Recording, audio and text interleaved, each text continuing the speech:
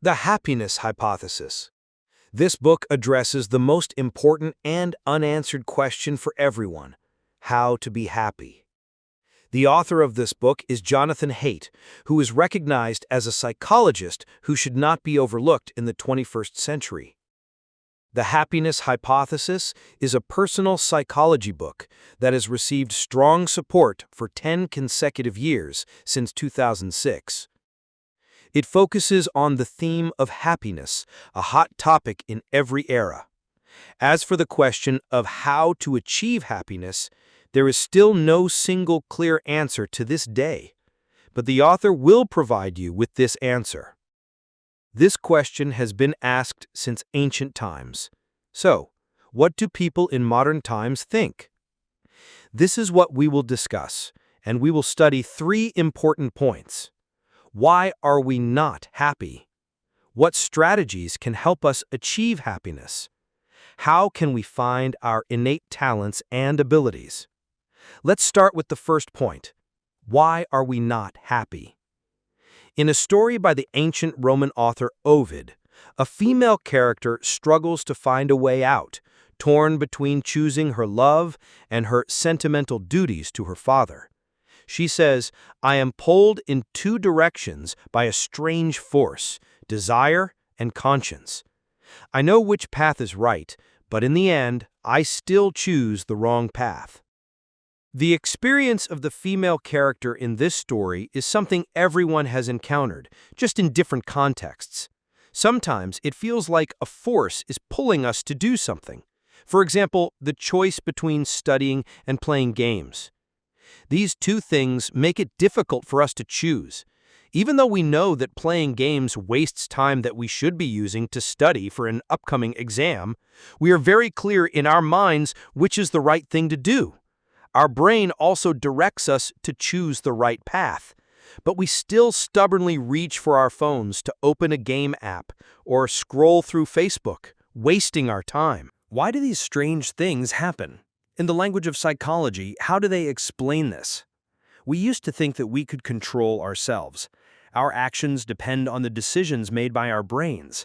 But this book awakens our understanding that we probably cannot control all of our actions. Within us, there is no single part that is the ultimate decision maker for our actions.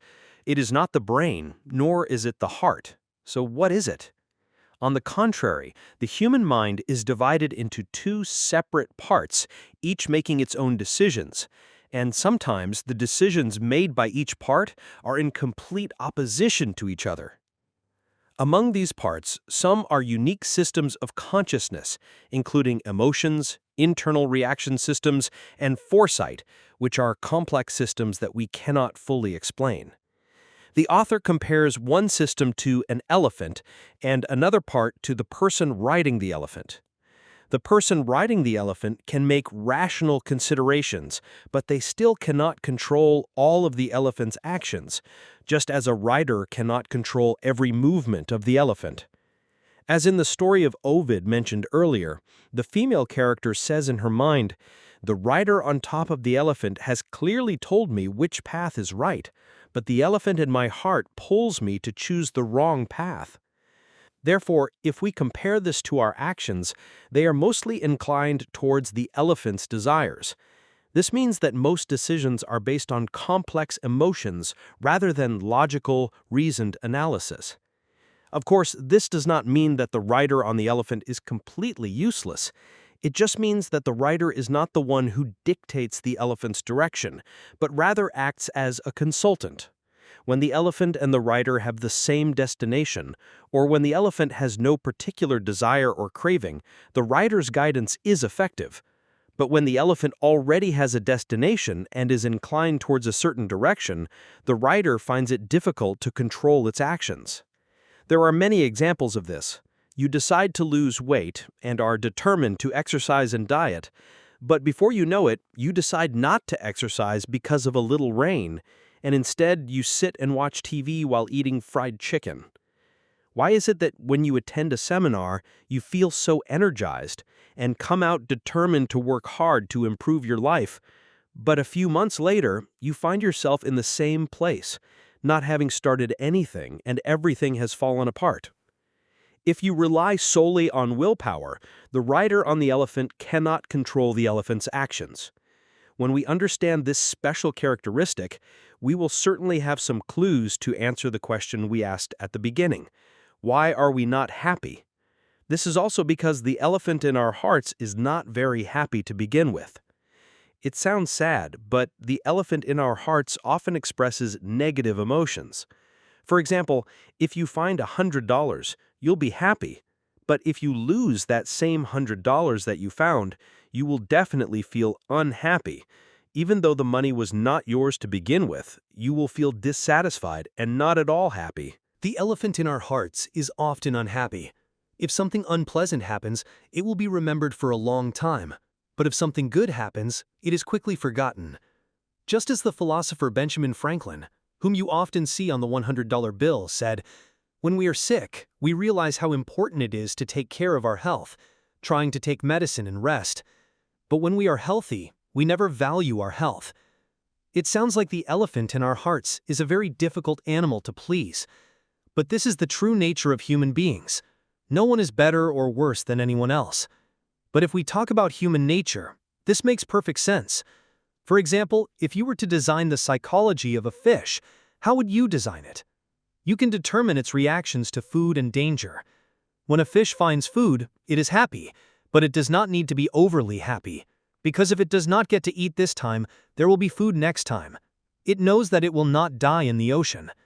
But when it encounters danger, it must react quickly and flee. If it only thinks about its food, it might lose its life. Therefore, if you are the one who creates the brain system of a fish, you must make it react quickly to danger, more so than when it finds food, so that this species of fish can survive for a long time on this earth. Of course, this is just an example. In this world, no one can design the brain system and DNA of another being, but it is the result of nature. What is left in this world is the result of many millions of years of natural disasters and evolution. And we recognize that those who are very fit and have quick reactions are the ones who have survived until today.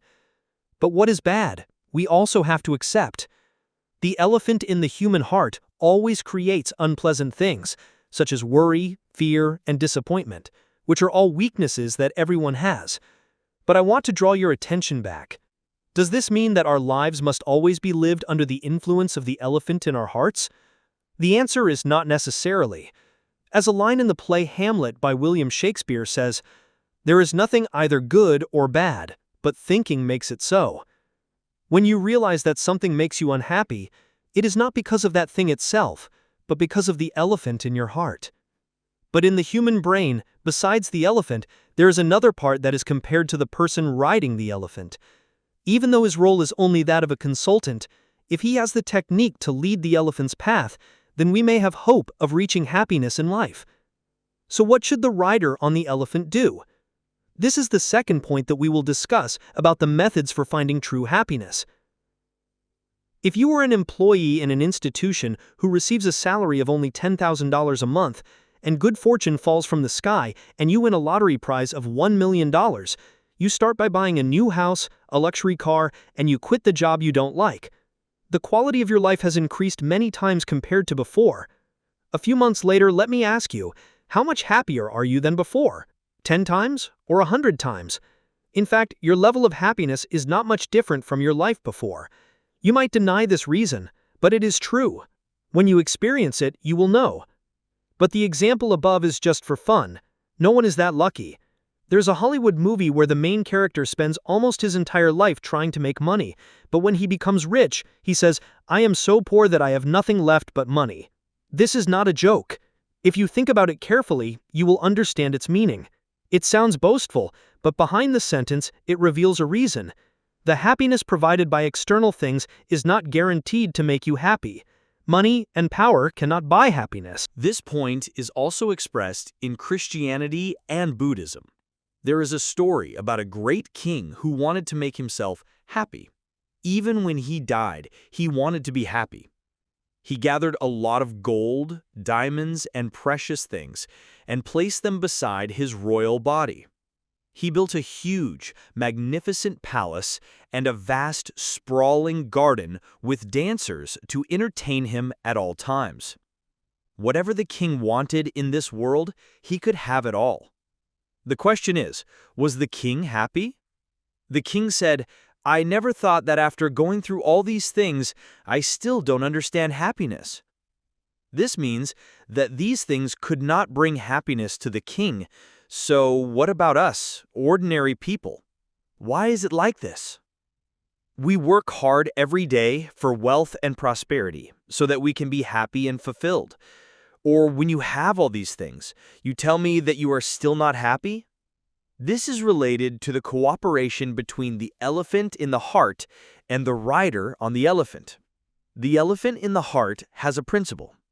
Our happiness, which we call the principle of adaptation, is a comparison of some of the things we experience now with the things we have become accustomed to in the past. We compare current events to the conditions we are already used to see if they are better or worse, but we do not compare them to our happiness in the past. When you are excited about a thing or an object, you will be happy. But not long after, you will lose that feeling and look for every means to get that good feeling back. I will give you an example that is easier to understand. When you receive an iPhone 5 that has just been released as a birthday gift from your father, you are very happy. You feel a great sense of excitement. Not long after, that feeling of excitement will start to fade. You try every means to find money to buy a newer phone, the iPhone 6. And when you get this new phone, it will give you that same feeling of excitement again. Not long after, when you get used to it, your excitement and happiness will disappear. You want something even better to replace the good feeling you once had. At this point, you need to understand that what you really want is not the iPhone, but the feeling of excitement you get when you have it. If you continue to seek happiness from external things, you will fall into the ocean of suffering in the cycle of samsara. Earlier, we also mentioned that gold, silver, and precious stones, positions and ranks, which are external things, are all subject to the influence of the principle of adaptation. This means that receiving these external things will only give you happiness for a short period of time. It cannot give you long-term happiness. But there are two things that are external but can give us long-term happiness: good relationships with the people around you and doing things you love. Good relationships with the people around you can indeed bring long-term mental happiness, and people who are truly happy often have good relationships with the people around them. You may get used to the house you live in every day, but you can never get used to a spouse with whom you argue every day. If you have a roommate you don't like, this lack of harmony will make you feel constantly annoyed, even if you don't see the other person, but you still feel unhappy. For example, there are two people, Pusak and Mingtong. Pusak is 35 years old, single, handsome, charming, and earns $5,000 a month. He is smart, and in his free time, he likes to exercise and read books. As for Mingtong and her husband, they are 65 years old with an income of only $300 a month and a difficult life. But in their free time, they like to chat with friends and participate in various activities. I think if you were to bet on who is happier, even I would choose Pusak. Because in terms of quality of life and income, Pusak is certainly very happy. But if you understand the reasons we have discussed above, you will know that what Pusak has is all external things, money and social status. These things become familiar when you are in that situation. As for Mingtong, firstly, she has her family. Secondly, she has good relationships with people in society. She receives love and respect from those around her, which makes her life happy. In this book, the author also tells us about techniques for building good relationships in society that can bring us happiness. That is, to let someone show their happiness to someone else. The author had his students call their parents and express their love for them. After this experiment, they were very happy. They felt a great sense of happiness from having the opportunity to show their love to their parents. Another thing that can make us happy is doing things we love. When the elephant receives happiness, besides following the principle of adaptation, it also follows another principle that we call the principle of progress.